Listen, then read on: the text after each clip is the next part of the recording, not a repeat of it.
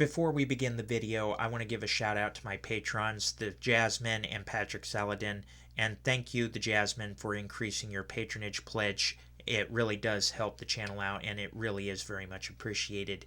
Again, more information on Patreon in the link down below if you're interested, no obligation. And with that said, everybody, let's move on to the actual video. This is what I want to see in a season finale.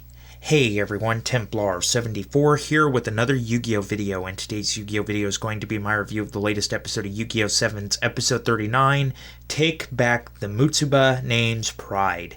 And as I said a little bit ago as well, this is also the season finale of this arc of Yu-Gi-Oh! 7's, and this episode was what you want a season finale, or an arc finale rather, to end on. This episode finished off the cliffhanger with another mystery and twist that I did not see coming. Essentially, everybody had a happy ending, and nobody really walked away too disappointed, too sad. Lessons were learned, and yeah, we also got to see a new boss monster. On Yu-Gi-Oh! I'm not a big fan of them ending seasons with a new boss monster that just randomly shows up out of nowhere, but I guess sometimes you got to give or take. So that being said, everybody, let's talk about the actual episode. Again, we'll talk about all this soon enough. So the episode begins where we left off last week, the battle versus Maximum, the cliffhanger that we left off on last week. And of course, that's Magnum Overload versus Excavator. And while these two monsters, these two behemoths are clashing, their literal Maximum cards are disintegrating on the dual discs as they're battling. These cards are really unstable. The Maximums are unstable. And really, these cards are to the point where they're just disintegrating as they battle. The whole unstable, selected, chosen cards has been a gimmick throughout Yu-Gi-Oh! Ever since, way back in Duel Monsters, we had the Egyptian gods, then the Sacred Beasts, then the Signer Dragons, then the Dimensional Dragons in Arc 5, the Numbers in Zexal, and of course the Code Talkers in Reigns. So the exclusive cards that are maybe a little bit too unstable, and now that I'm thinking about it, Code Talkers wouldn't fit into that, but that's a whole nother story. For Reigns, I think that would be like the Link 5, but I digress on that, not the point of today's video. Anyway, these two monsters, these two behemoths, end up ending their battle with a draw. The cards disintegrate before a winner is decided between the Maximums here. And with the Maximums gone, this turns into basically a conventional rush duel between Asuna and Yuga. And Asuna's not letting up. Even with her Maximum gone, she brings out her ace monster, and she just goes after Yuga. And all the while, her excavator is on the brink of exploding. And we learned that she never really took care of it because her family, Mutsuba, who built these excavators, didn't really modify anything that she was told. So she couldn't use new parts to try to make her machine work. And the old parts she can't get because the Mutsuba family has been out of business for years now, decades now. They were taken over by Goha Corp, and then they discontinued servicing on all these old models, which, I can feel for that. It's corporate 101, corporate greed, corporate takeover, So, yeah, you can kind of relate to that. And I know what it's like to have something that you love so much and you just baby it because you want it to last forever, because trying to get parts for it or trying to get it replaced is nearly impossible. So yeah, I think that's something we can all relate to, and you kind of feel for Asuna here. In fact, everybody's like, if this is what she's fighting for her family, for her namesake, is it really right to win this rush duel? And that's something that they even ask Yuga, like, are you okay with this? And of course, Yuga is just kind of keeping quiet about this whole thing while Rook is going on about his own selfish reasons. Yuga's keeping quiet about this, and he's determined that he's going to finish this duel. And he does this by bringing out a new ace monster. He saves himself from destruction thanks to SEVENS Roads being able to do a monster swap to keep him from being destroyed in one turn. And his new ace monster takes the field next turn, and this is where I gripe every time Yu-Gi-Oh! Does this.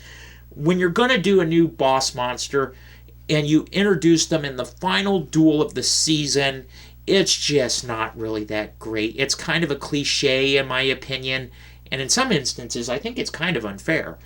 But maybe those are just my own opinions on it. I'm not a fan of that gimmick, but again, it is what it is, so not really anything you can do about that. And Yuga's new ace monster is Mirror Innovator, and this thing actually has a pretty cool design. Although I hate the gimmick, I will give it this. It's got a cool design and an even cooler effect. Basically, if you have machine-type monsters in your graveyard, because this is a machine type, you can increase its attack points by 100 points times the level of the machine types in your graveyard. You can pick 3. And this is great, except with Magnum Overload being destroyed and being disintegrated, it never went to Yuga's graveyard, so there are no machine-type monsters in Yuga's graveyard that he can use to increase the attack.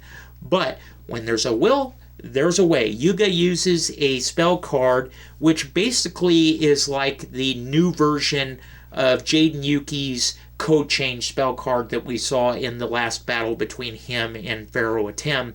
And yeah, this card actually is allowing Yuga to change Mirror Innovator's typing from machine to spellcaster. And of course, Yuga's got 3 spellcasters in his graveyard. He's able to add 1,600 attack points to Mirror Innovator, raising it up to 4,000, which would be enough to get over Azuna's monster, but not enough to eliminate her life points. At least that's what you think. But then when this effect is added on to the original base attack points, Azuna loses the duel. And with Azuna losing the duel, we have some revelations made as well in this episode. The first revelation that we have made is that Goha Corporation kind of bribed Asuna and the Machine Cavalry Club, basically saying, you get rid of rush dueling and we will supply you with the parts for your outdated equipment, because the philosophy is you don't make modifications. Well, and the reason I bring this up is because Yuga, at the end of the duel, walks over to this cave. There's a giant boulder in front of it, and like 2 little taps of his fist, that boulder disintegrates, and we learn that it is really the Mutsuba workshop, the laboratory, research lab like Yuga's. And it's here that we see the prototype excavator that Mutsuba made for its dueling purposes. It's dual disc heavy machinery, and it's R0. It's the prototype, and it's been modified to all get out. And Yuga basically tells Asuna, it's okay to modify things. If it doesn't work, you know, make it work. That's what inventors do all the time. And this is what encourages Asuna to say, okay, it's fine to modify equipment, and she gets a happy ending because she's been reunited with this piece of her heritage here, thanks to Yuga. And Yuga wanted her to see this so that she would change her ways. And that was really nice too. And yeah, Yuga also goes ahead and repairs the Machine Cavalry Club's dueling equipment, their heavy machine equipment. After the duel is over, the rush duel ban has been lifted, the school's control has been returned back, Yuga and company can go back to their school. Happy ending all the way around, and I really did love that. And that's essentially the episode. Like I said, this episode was a season finale done right. I liked this episode a lot.